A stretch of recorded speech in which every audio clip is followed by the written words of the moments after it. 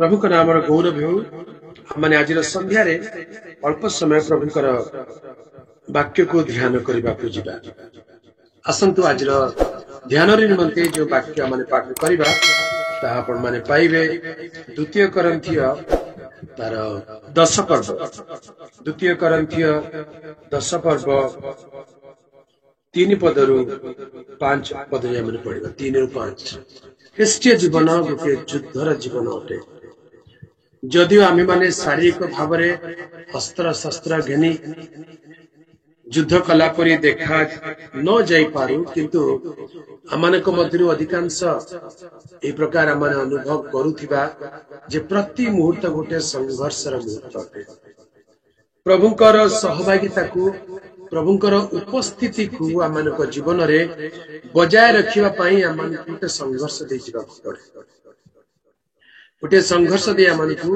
जीवाकू पड़े आ से संघर्ष को ही आत्मिक युद्ध बोली आमाने कहिथाउ आत्मिक युद्ध बोली आमाने कहिथाउ आ आमानक आत्मिक युद्ध विषय पवित्र शास्त्र रे अनेक कथा लिखा जाए एफिसियो 6 पर्व आमाने पढ़िबा तार 12 पद एफिसियो 6 पर्व तार 12 पद कारण आम्भମାନଙ୍କ युद्ध मर्त्य विरुद्धरे नुहे किंतु आधिपत्य विरुद्धरे कर्तापण विरुद्धरे एही अंधकारर जगतपति मानक विरुद्धरे पुणी आकाश मंडलर दुष्टात्मा मानक विरुद्धरे आमेन आम्भମାନଙ୍କର युद्ध मर्त्य विरुद्धरे नुहे एही मर्त्य विरुद्धरे बोली जो शब्द व्यवहार करा जाए ताकू अन्य भाषा रे कहले तार अन्य एक शब्द होची रक्त मांस विरुद्ध रे नुहे फ्लेश और बैटल और वार और struggle is not against flesh and blood आमानकर युद्ध मर्त्य विरुद्ध रे बा रक्त मांस विरुद्ध रे नुहे मनुष्य मानक विरुद्ध रे नुहे किंतु आमମାନଙ୍କର युद्ध आधिपत्य विरुद्ध रे कर्तापण विरुद्ध रे अंधकारर जगतपति मानक विरुद्ध रे पुणी आकाश मंडलर दुष्टात्मा मानक विरुद्ध रे अटे क्रिश्चियन जीवन गोटे आत्मिक जीवन अटे आ आध्यात्मिक जीवन को आध्यात्मिक भाव रे बुझिबा को पड़िबो आध्यात्मिक विषय को शारीरिक भाव रे बुझा जाई पारे नाही कि शारीरिक भाव रे तार अर्थ माने अनुभव करि न पारो आध्यात्मिक मना हेले ही हमने आध्यात्मिक विषय को बुझी पारिबा प्रभुकर पवित्र नामर गौरव हेउ तबे क्रिश्चियन जीवन बा विश्वासी जीवन गोटे संघर्षर जीवन युद्धर जीवन अटे प्रति मुहूर्त रे हम मानकु युद्धर सामना करिबा को पड़ी थाए तबे ए युद्ध शारीरिक युद्ध नुहे रक्त मांस विरुद्ध रे मल्ल युद्ध नुहे रेसल नुहे यह एक स्पिरिचुअल युद्ध अटे तबे जो अंश आज हमारे पढ़ी ज्ञान को आरंभ करिछु द्वितीय करंथिय 10 पर्व 3 पद लिखा जाए आम्भे माने शरीर रे थाई आचरण करूछु शरीर रे अछु आपण एबे मोर शरीर को देखुछन मोर मन को देखुना मोर आत्मा को देखुना मु मध्य आपणकर शरीर को केवल देखुची मन को देखुना आत्मा को देखुना आज आपणकर चेहरा टिके फुला फुला अछि तार अर्थ कोन मु भाबी जे हां आज ये मो पे राखी छै आज ये मो ऊपर दुख करी छै आज ये मो ऊपर खराब भाबी छै काहे कि याको चेहरा फुला फुला देखा जाय सेटा केवल काल्पनिक विषय अटे मु आपणकर शरीर को देखुची मन को देखु नै काहे कि मो फुला अछि आपण जानत हे पारे आपण को पेट खराब अछि तेनु मो फुली जाय छै हे पारे आपण को मुंड बथा अछि तेनु मो फुली जाय छै हे पारे आपणकर देह भल नाही तेनु मो फुली जाय छै तबे मोर कल्पना मु भाबुची जे मु शरीर को देखि का विषय रे किछि निर्णय नेली हां ये तो एमति भाबुथिबो ये तो एमति करूथिबो ये एमति चिंता करूथिबो सेटा बिल्कुल भूल अटे तमाने आपण शारीरिक अटंती आत्मिक अटंती पवित्र शास्त्र लिखा जाए आमे माने शरीर रे थाई आचरण करूअछु सत्य किंतु आमे माने शारीरिक भाव रे युद्ध କରୁନା। ମଣିଷର ମନର କଥା, ହୃଦୟର କଥା ମଣିଷ ଶାରୀରିକ ଭାବକୁ ଦେଖି ବୁଝିପାରେ ନାହିଁ। ଭିତର କଥା କେବଳ ଆତ୍ମା ବୁଝିପାରନ୍ତି, ପବିତ୍ର ଆତ୍ମା ବୁଝିପାରନ୍ତି। ତେଣୁ କାହା ବିଷୟରେ ମନ୍ତବ୍ୟ ରଖିବା ପୂର୍ବରୁ ଦୁଇଥର ଚିନ୍ତା କରିବା ଦରକାର। କାହା ବିଷୟରେ କମେଣ୍ଟ କରିବା ପୂର୍ବରୁ, କାହା ବିଷୟରେ କିଛି ରାୟ ଦେବା ପୂର୍ବରୁ ଦୁଇଥର ଚିନ୍ତା କରିବା ଦରକାର। ଆଜି ଭାଇଙ୍କର ଚେହେରା କଣ ଏମିତି ଦେଖାଯାଉଛି? ଭାଇ ବୋଧେ ଆଜି ବହୁତ ରାଗି ଯାଇଛନ୍ତି। ଆଜି ଭାଇଙ୍କ ଚେହେରା ଏମିତି କାହିଁକି ଦେଖାଯାଉଛି? ବହୁତ ଦୁଃଖରେ ଅଛନ୍ତି। ଆପଣ କେବଳ କଳ୍ପନା କରିପାରନ୍ତି ଭାଇ କେମିତି ଅଛନ୍ତି, ଭାଇ ଜାଣନ୍ତି ଆଉ ପ୍ରଭୁ ଜାଣନ୍ତି। ଆପଣ ଯଦି ରାୟ କରିଦେବେ ଯେ ନାଇଁ ଭାଇ ଆଜି ବହୁତ ରାଗିଛନ୍ତି, ସେଇଟା ଆପଣଙ୍କର। ସେଥିପାଇଁ ଭାଇ ଦାୟୀ ନୁହନ୍ତି। କାହା ଉପରେ ରାୟ ଦେବା ଆଗରୁ ଆମେ ଦୁଇଥର ଚିନ୍ତା କରିବା ଦରକାର। କାହାର ଚେହେରା ଦେଖିକିରି ଆମେ କାହା ଉପରେ କମେଣ୍ଟ କରିବାଟା ଠିକ ନୁହେଁ। କିଏ କେମିତି ଦେଖାଯାଉଛି, ଆଜି ଭାଇ ଏମିତି ଦେଖାଯାଉଛନ୍ତି, ଆଜି ଭଉଣୀ ଏମିତି ଦେଖାଯାଉଛନ୍ତି, ସିଏ ଏମିତି ଭାବୁଥାଇ ପାରନ୍ତି, କାଳେ ଏମିତି ହେଇଥିବ, କାଳେ ସେମିତି ହେଇଥିବ। ଏଇଟା କେବଳ କାଳ୍ପନିକ ବିଷୟ ଅଟେ। ଆଉ ଆଗକୁ ଶୁଣିବେ ବହୁତ କଠିନ ଶବ୍ଦ ଆଜି ମୁଁ ବ୍ୟବହାର କରିବି, ଧ୍ୟାନରେ ଶୁଣୁଥିବେ। କାହା କାହାକୁ ଟିକେ ଅଡୁଆ ଅଡୁଆ ଲାଗିପାରେ, ବାଧିପାରେ, କିନ୍ତୁ ବାକ୍ୟରେ ଯାହା ଲେଖା ହେଇଛି ମୁଁ କହିବି, ଧ୍ୟାନରେ ଶୁଣୁଥିବେ। এই স্থানে লেখা ଅଛି, ଶରୀରରେ ଥାଇ ଆଚରଣ କରୁଅଛୁ ସତ୍ୟ, କିନ୍ତୁ ଆମେ ମାନେ ଶାରୀରିକ ଭାବରେ ଯୁଦ୍ଧ କରୁ ନାହୁଁ। ଯେଣୁ ଆମମାନଙ୍କ ଯୁଦ୍ଧର ଅସ୍ତ୍ରଶସ୍ତ୍ର ଶାରୀରିକ ନୁହେଁ, ମାତ୍ର ଦୃଢ ଗଡ଼ ଭୂମିସାତ କରିବା ନିମନ୍ତେ ଈଶ୍ୱରଙ୍କ ଦୃଷ୍ଟିରେ ସେହି ସବୁ ଶକ୍ତିଯୁକ୍ତ ଅଟେ। ଦୃଢ ଗଡ଼ ସବୁ ଅଛି, ଶୟତାନର ଗଡ଼, ଦୃଢ ଗଡ଼। ଜଣେ ବିଶ୍ୱାସୀକୁ ଶୟତାନ କେମିତି ପରୀକ୍ଷା କରେ, ଜଣେ ପ୍ରଭୁଙ୍କ ଲୋକକୁ କେମିତି ଯୁଦ୍ଧ କରେ? ଶାରୀରିକ ଭାବରେ ନୁହେଁ, ମାନସିକ ଭାବରେ, ମନରେ ଚିନ୍ତା ପରୀକ୍ଷା ପାଇଁ। ଆଉ ଏଇ ଯୋଉ ଶାରୀରିକ କଷ୍ଟ ଯନ୍ତ୍ରଣା ଦେଇ ଶୟତାନ ଜଣେ ବିଶ୍ୱାସୀକୁ ପରୀକ୍ଷା କରେ। ଆଜି ଆପଣ ପରୀକ୍ଷିତ ହେଲା ବେଳେ କି ପ୍ରକାର ଆପଣ ପରୀକ୍ଷିତ ହଉଛନ୍ତି? ପ୍ରତି ମୁହୂର୍ତ୍ତରେ ଆପଣ ପରୀକ୍ଷିତ ହଉଛନ୍ତି। ହେଇପାରେ ଆପଣ ଏବେ ପ୍ରଭୁଙ୍କ ଉପସ୍ଥିତିରେ ବସିଛନ୍ତି, ଆଉ ଆପଣଙ୍କ ମନରେ କିଛି ଚିନ୍ତା ଚାଲିଛି, ଆପଣ କିଛି ବିଷୟ ସହିତ ସଂଘର୍ଷ କରୁଛନ୍ତି, କୌଣସି ଚିନ୍ତା ଆପଣଙ୍କୁ ଘାରୁଛି ଭିତରୁ ଭିତରୁ। ଆପଣ ଯୁଦ୍ଧର ମଇଦାନରେ ଅଛନ୍ତି, ହେଲେ ଏଇ ଯୁଦ୍ଧର ମଇଦାନ ଆପଣଙ୍କର ଏଇ ମାନସ ପଟ ଅଟେ, ଆପଣଙ୍କର ଚିନ୍ତା ଭାବନା ଅଟେ। ପ୍ରଭୁଙ୍କ ନାମର ଗୌରବ ହେଉ। ତେବେ ଆମେମାନେ ସେ ଯୁଦ୍ଧକୁ କେମିତି ସାମ୍ନା କରିବା, সেই ଯୁଦ୍ଧକୁ କେମିତି ସାମ୍ନା କରିବା, ସେ ବିଷୟରେ ପ୍ରଭୁଙ୍କ ବାକ୍ୟରୁ ଆଜି ଅଳ୍ପ ସମୟ ଧ୍ୟାନ କରିବା। ଆମମାନେ ସମସ୍ତେ ଜାଣୁ, ପ୍ରଭୁ ଯୀଶୁ ଖ୍ରୀଷ୍ଟଙ୍କର ଦ୍ୱାଦଶ ପ୍ରେରିତ ମାନଙ୍କ ମଧ୍ୟରୁ ଜଣେ ପ୍ରେରିତ ଶିଷ୍ୟ, ଯାହାଙ୍କର ନାମ ଥିଲା ଇସ୍କାରିୟତ ଯିହୁଦା। ଇସ୍କାରିୟତ ଯିହୁଦା ଯୀଶୁଙ୍କର 12 ଜଣ ଶିଷ୍ୟ, ମନୋନୀତ, ଆହୁତ, ଅଭିଷିକ୍ତ, ଦ୍ୱାଦଶ ପ୍ରେରିତଙ୍କ ମଧ୍ୟରେ ନାମିତ। ତାଙ୍କ ଦ୍ୱାରା ପ୍ରଭୁ ଅନେକ ଆଶ୍ଚର୍ଯ୍ୟ କର୍ମ ମଧ୍ୟ କରିଛନ୍ତି। ସୁସମାଚାର ପ୍ରଚାର କଲା ବେଳେ ଗାଁ ଗାଁକୁ ପଠେଇଛନ୍ତି, ରୋଟି ଭାଙ୍ଗିଲା ବେଳେ ସେମାନଙ୍କୁ ବ୍ୟବହାର କରିଛନ୍ତି, ନାନା ଆଶ୍ଚର୍ଯ୍ୟ କର୍ମ କଲା ବେଳେ ସେମାନେ ପାଖରେ ଠିଆ ହେଇଛନ୍ତି। କିନ୍ତୁ ସେମାନଙ୍କ ଭିତରେ ଇସ୍କାରିୟତ ଯିହୁଦା ବିଷୟରେ କହିଲା ବେଳେ ସେ ଶୟତାନ, ତାର ହୃଦୟରେ ଶୟତାନ କାର୍ଯ୍ୟ କଲା। ଇସ୍କାରିୟତ ଯିହୁଦାର ହୃଦୟରେ ଶୟତାନ କାର୍ଯ୍ୟ କରି ସାରିଥିଲା। ଆମେମାନେ ଯଦି ପଢିବା ଯୋହନ 13 ପର୍ବ 2 ପଦରେ ପଢିବା, ଶୟତାନ ସିମୋନର ପୁତ୍ର ଇସ୍କାରିୟତ ଯିହୁଦାର ହୃଦୟରେ ଯୀଶୁଙ୍କୁ ଶତ୍ରୁ ହସ୍ତରେ ସମର୍ପଣ କରିବା ନିମନ୍ତେ ସଂକଳ୍ପ ଜାତ କରିଥିଲା। ପଢି ଦିଅନ୍ତୁ। ଆଉ ରାତ୍ରି ଭୋଜ ସମୟରେ ଯେତେବେଳେ ଶୟତାନ ସିମୋନର ପୁତ୍ର ଇସ୍କାରିୟତ ଯିହୁଦାର ହୃଦୟରେ ଯୀଶୁଙ୍କୁ ଶତ୍ରୁ ହସ୍ତରେ ସମର୍ପଣ କରିବା ନିମନ୍ତେ ସଂକଳ୍ପ ଜାତ କରିସାରିଥିଲା। ଇସ୍କାରିୟତ ଯିହୁଦାର ଅନ୍ତରରେ ଶୟତାନ କାର୍ଯ୍ୟ କରୁଅଛି, ଶୟତାନ କାର୍ଯ୍ୟ କରୁଅଛି। ଦେଖନ୍ତୁ 10 ପଦରେ ପ୍ରଭୁ ଯୀଶୁ କହିଲେ, ତୁମେମାନେ ସୂଚି ଅଟ କିନ୍ତୁ ସମସ୍ତେ ନୁହଁ। ତୁମେମାନେ ସୂଚି ଅଟ କିନ୍ତୁ ସମସ୍ତେ ନୁହଁ। अन्य गोटे जगार प्रभु जीशु कहती मु कि तुम समस्त को मनोनीत करना किंतु तुम मान मध्य जड़े शयतान 12 जन भितर जड़े शयतान माने प्रभु जीशु केते स्ट्रगल देखी जाऊ प्रति मुहूर्त प्रति कथारे गोटे शयतान को सांगरे नहीं कि चलु कल्पना करूँ केमतिया परिस्थिति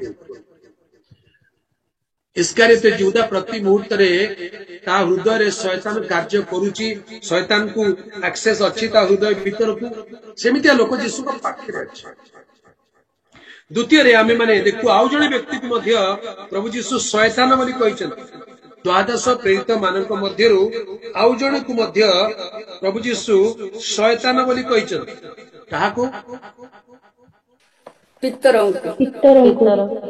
यस माथ्यू 16 पर्व 23 पद पढ़े किंतु जीशु बोली पड़ी पितरों को कहिले मो आगरो दूर हुआ शयतान तुम्भे मोर विघ्न स्वरूप कारण तुम्भे ईश्वर को विषय न भाबी मनुष्यर विषय भाबुअछ।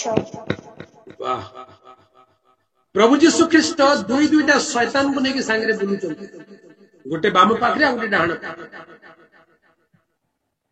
जड़े तो जीशुकर सीधा सड़क अपोज करुची आउ जड़े इनडायरेक्टली जीशु विरुद्ध रे कार्य करुची पितर विषय लिखा अछि पितर जीशु विषय बहुत चिंताकारी जीशुकर जड़े शुभ चिंतक से कौन बोली कहउचंती हे प्रभु ईश्वर आपन को दया करंतु यह आपन को प्रति न घटू तमने केते प्रेम देखो जीशु को बहुत प्रेम कला परि देखा जाउछन किंतु प्रभु कहउछन एटा प्रेम नुहे एटा शैतान रो कार्य शारीरिक प्रेम शैतान रो कार्य अटे सिमोन पीतर से जने शैतान प्रभु जीशु कहउछन दूर हो शैतान केमिति शैतान हेले हमें वाक्य को देखिबा दुई जन शैतान को लेकरी प्रभु जीशु सेवा कार्य करूचंती माने प्रति मुहूर्त रे केते स्ट्रगल करूथिबे बेले बेले परिवार रे केमती होतिबो समस्त ठीक छे मो स्वामीटा पर शैतान मो स्वामीटा ही बड़ शैतान जने शैतान को आपन को बर्दाश्त करबा को पड़िबो आ भाई माने कहबे सब भले जे मो स्त्रीटा शैतान के को पिला माने शैतान के मां बापा मां शैतान तमाने प्रभु आपन को शैतान को सांगरे नहीं गिरी संघर्षमय जीवन यापन करबा को अनुमति देइछन प्रभु जीशु निजे दुईटा शैतान को लेकी बुलुते गोटे इस्कारियोत यहूदा तो गोटे सिमोन पीतर दुईटा शैतान को लेकी बुलुचन हेले ए शैतान केमिति हेले एमाने केते बेले भलो कथा कहउछन तो केते बेले मंद कथा बाहरी आछी सेही सिमोन पीतर के विषय लिखा है तांको अंतरे परमेश्वर कार्य करूछंती बोली प्रभु जीशु निजे साक्ष्य देइछन 16 पर्व 17 पद पढ़िबा एथिरे जीशु तांको उत्तर देले हे जोनासर पुत्र सिमोन तुमे धन्य कारण मनुष्य तुम्भ निकटरे यह प्रकाश करि नाही बरं मोहर स्वर्गस्थ पिता प्रकाश करियछंती आमेन यह मनुष्य प्रकाश करी नहीं बरं मोहर स्वर्गस्थ पिता प्रकाश करी अर्थात पितरों को अंतर परमेश्वर निजे प्रकाशित होचंती परमेश्वर निजे तांको प्रकाश कर दिजन केते बड़ धन्य अनुभव पाइतिबा जणे प्रेरित शिष्य किंतु ठीक तार अल्प क्षण परे सेही व्यक्ति शैतान द्वारा कंट्रोल होचन देखो एटा होची बड़ भयंकर अच्छी सेमती किसी लोग गोटे मुहूर्त एकदम पवित्र आत्मा द्वारा परिचालित होते ईश्वर प्रकाशन पाई पर मुहूर्त शैतान ग्रास कर पर मुहूर्त से कौन करेंगे शैतान मुखपात्र हो जाते सेटा हूँ असल परीक्षा सेटा हूँ असल संघर्ष आमर संघर्ष युद्ध रक्त मांस विरुद्ध नुहे यही प्रकार परिस्थिति विरुद्ध यही प्रकार आत्मा मानक विरुद्ध तामाने पितर केमिति शैतान हेले पितर कौन असल शैतान की पितर शैतान नुहति पितर भल लोक जे भितर शैतान पशि जाइछि इस्कारियोत यहूदा भी भल लोक थिले जे शैतान तांको हृदय को अधिकार करिछि आउ जड़े दान देवा लोक अछंती दानवीर तांको हृदय को शैतान अधिकार करछि तांको ना कोन जने दानी लोक यस कोन तांको ना कोन हनन्या सुफिरा हाँ एमाने दानी लोक बहुत दान जमी बिकी के आनी की प्रभु को प्रेरित मान को पाद तले थोइले हमें पढ़िबा तार 5 पर्व 3 पद पढ़िबा ସେଥିରେ ପିତର କହିଲେ, ହେ ହନନୀୟ, ପବିତ୍ର ଆତ୍ମାଙ୍କ ନିକଟରେ ମିଥ୍ୟା କହିବାରୁ ଓ ଭୂମିର ମୂଲ୍ୟରୁ କିଛି ଲୁଚାଇ ରଖିବାକୁ କାହିଁକି ଶୟତାନ ତୁମ ହୃଦୟ ସମ୍ପୂର୍ଣ୍ଣ ଅଧିକାର କରିଅଛି? ଶୟତାନ ତୁମ ହୃଦୟକୁ ଅଧିକାର କରିଅଛି। ଯୀଶୁଙ୍କ ସାଙ୍ଗରେ ଥିବା ଇସ୍କାରିୟତ ଯିହୁଦାର ହୃଦୟରେ ଶୟତାନ କାର୍ଯ୍ୟ କଲା। ଯୀଶୁଙ୍କୁ ଖ୍ରୀଷ୍ଟ ବୋଲି ପ୍ରକାଶ କରିଥିବା ପିତରଙ୍କ ହୃଦୟରେ ଶୟତାନ କାର୍ଯ୍ୟ କଲା। ମଣ୍ଡଳୀର ସେବା କାର୍ଯ୍ୟକୁ ବହୁତ ଦାନ ଦେଉଥିବା ଜଣେ ବ୍ୟକ୍ତି ହୃଦୟରେ ମଧ୍ୟ ଶୟତାନ କାର୍ଯ୍ୟ କଲା। ସାବଧାନ, କାହା ହୃଦୟରେ କେତେବେଳେ ଶୟତାନ କାର୍ଯ୍ୟ କରିବ ସେଟା ଆମେ ଜାଣିନା।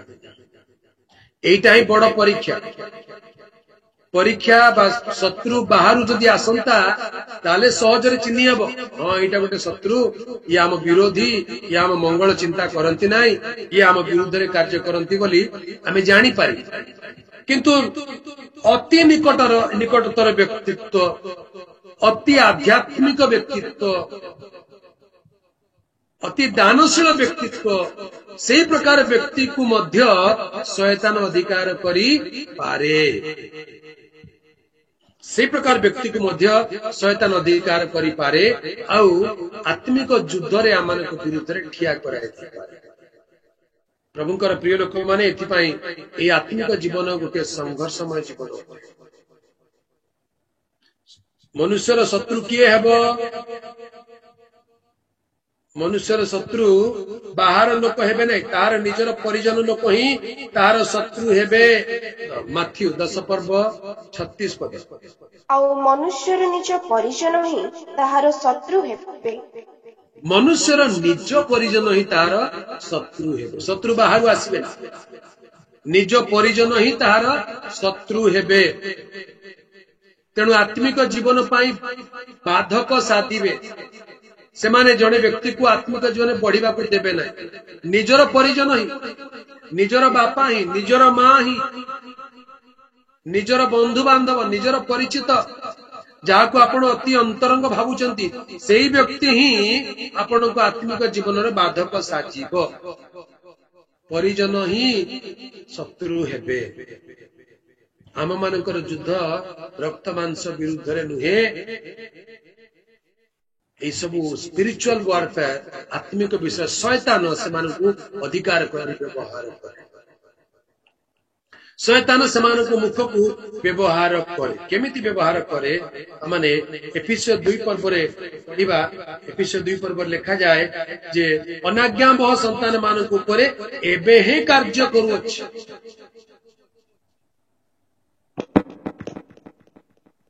2 ପର୍ବ 1 ପଦରୁ 3 ପଦ।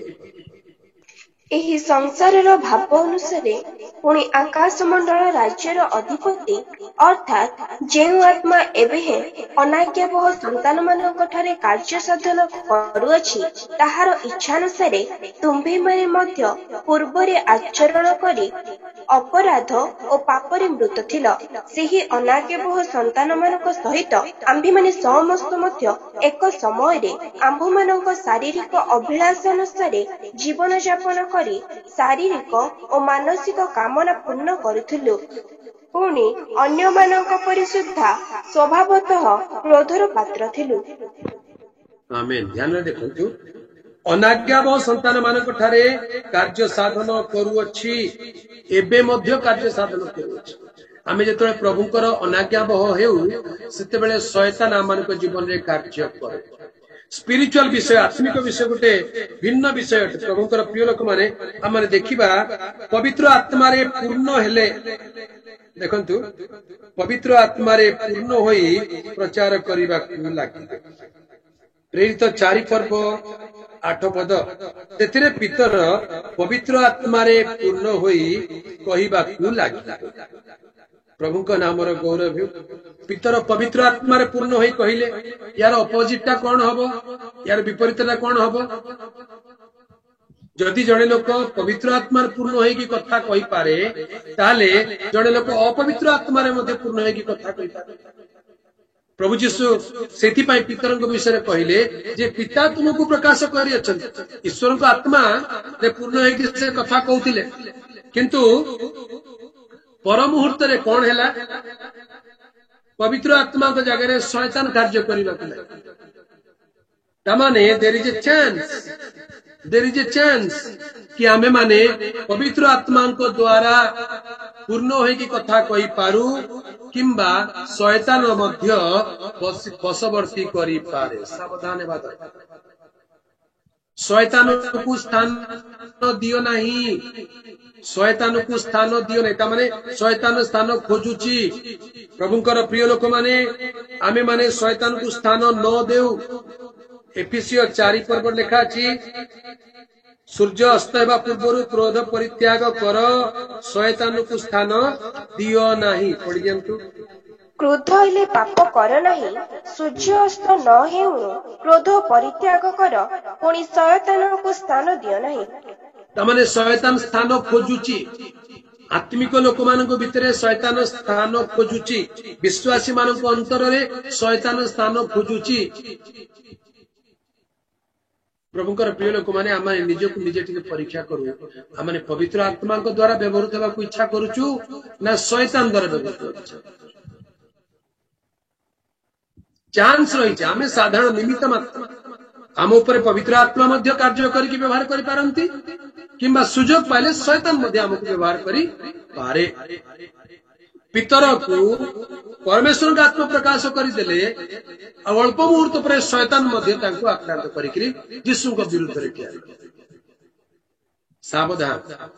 एटा बुझिबा लोक बुझी जान। एटा समस्त बुझी पारिबे नै। कोन आजिर प्रचार किछि बुझा पडिला नै भाबुथिले, किंतु एटा को कहती स्यूडो स्पिरिचुअलिज्म, कृत्रिम आध्यात्मिकता। स्यूडो स्पिरिचुअलिज्म कहले कृत्रिम आध्यात्मिकता, असल आध्यात्मिकता नुहे। They are not real spiritual. अधा स्पिरिचुअल तो अधा अनस्पिरिचुअल। अधा पवित्र आत्मा द्वारा परिचालित तो पर मुहूर्त रे पुणी शैतान पई ओपन हो जाए। एई प्रकार युद्ध एई प्रकार संघर्ष देके हम मानकु जीवा को पड़े। Let us recognise. हमकु चिन्हिबा को पड़िबो हमर शत्रुर चालाकी को बुझिबा को पड़िबो। शैतान द्वारा प्रवंचित हेबे। देखंतु गोटे जगह लिखा जाए से नूतन शिष्य होई नथिबे।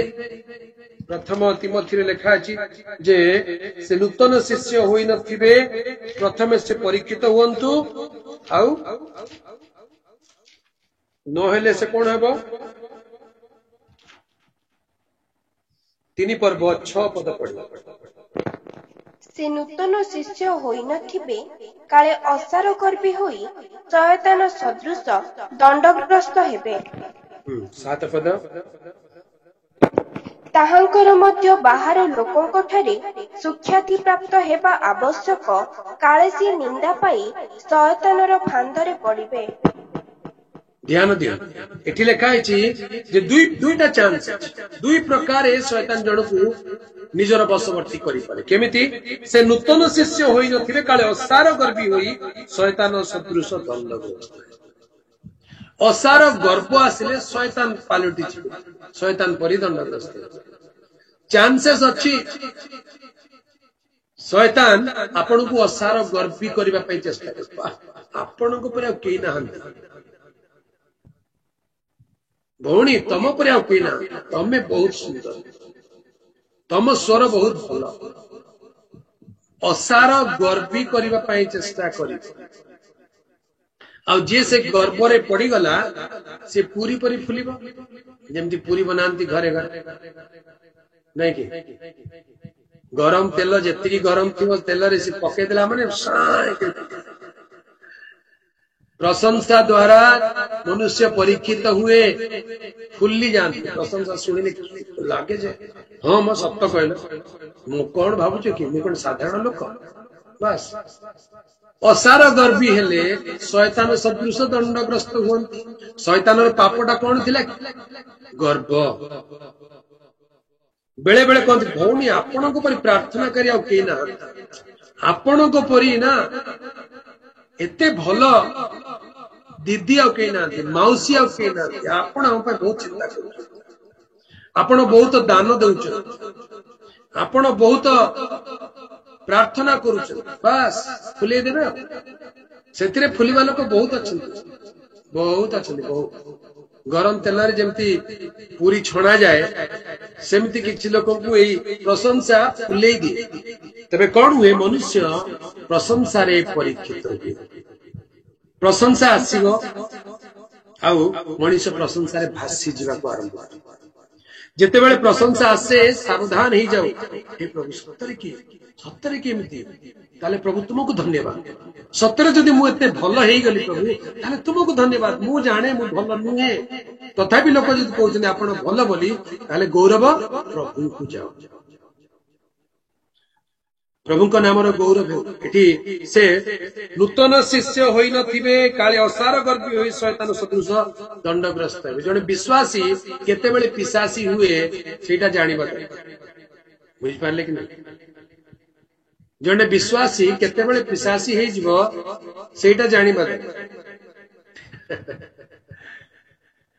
तार अर्थ शैतान साजी जाए केते बेले साजी जाए अजाणतरे जानी भी नथिबा पितर को जना भी पड़िला ना जे केते बेले से शैतान साजी गते प्रभु यीशु कहले शैतान दूर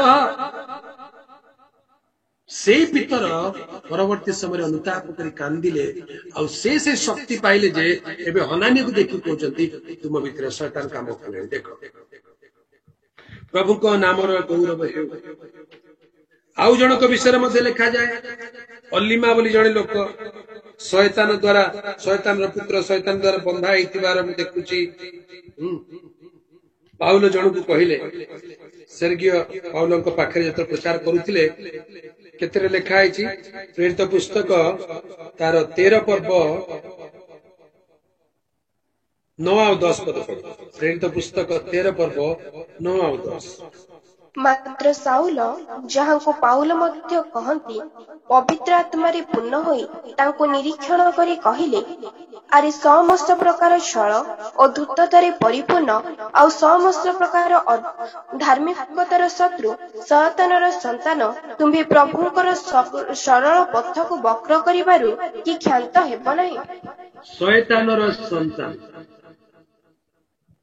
अल्लीमा को कहले शैतानर संतान शैतान द्वारा परिचालित हो गला माने शैतान प्रभुंकर प्रिय लोक माने एटा बहुत थिन गोटे डिफरेंसेस होते स्पिरिचुअल लाइफ रे केते बेले विश्वासी तो केते बेले पिशासी एटा धरा पड़े नै जणा पड़े हमकु बहुत सावधान हेबा को पड़ी स्वर को चिन्हिबा को पड़िबो सेति पई प्रथम कोरिन्थिय 12 पर्व रे लिखा जाए कहा को भिन्न भिन्न आत्मा चिन्हिबार वरदान दिया जाय स्पिरिट्स डिजर्निंग ऑफ स्पिरिट्स को आत्मा कार्य करूछि एटा पवित्र आत्मा कार्य करूछि ना मंद आत्मा कार्य करूछि जानिबा दरकार we have to discern the spirits आत्मा मानु को चिन्हिबार गोटे वरदान अछि 12 पर्व 10 पद खाली पढि दियो अन्य जन को नाना शक्तिर कार्य साधन करिबार आउ जन को भाववाणी कहिबार अन्य जन को भिन्न भिन्न आत्मा चिन्हिबार आउ जन को भिन्न भिन्न आत्मा चिन्हिबार गोटे दान प्रभु दियंती भिन्न भिन्न आत्मा बोली कहले को आत्मार बसरे अच्छी जड़े लोक पवित्र आत्मा को बसरे अच्छी ना शैतान आत्मार बसरे अच्छी अपवित्र आत्मा मंद आत्मा असुचि आत्मा निद्राजनक आत्मा दुर्बलकारी आत्मा व्यभिचार आत्मा शयनर आत्मा केते प्रकार आत्मा चिन्हिबा पाई गोटे वरदान प्रभु दियंती प्रभुकर प्रिय लोक माने आमानकर युद्ध ए मर्त्य विरुद्ध रे नुहे आत्मा मानक विरुद्ध रे मंद आत्मा मानक विरुद्ध रे तबे एई कथा न चिन्हि पारिले आमाने युद्ध रे सब बेले स्ट्रगल करथिबा हम पाखे थाई कि शैतान काम करू हम निजर परिजन हमर शत्रु हम निज पिला मानक ऊपर शैतान काम करथिबो आउ आम तुच्छारे विरक्त ही चली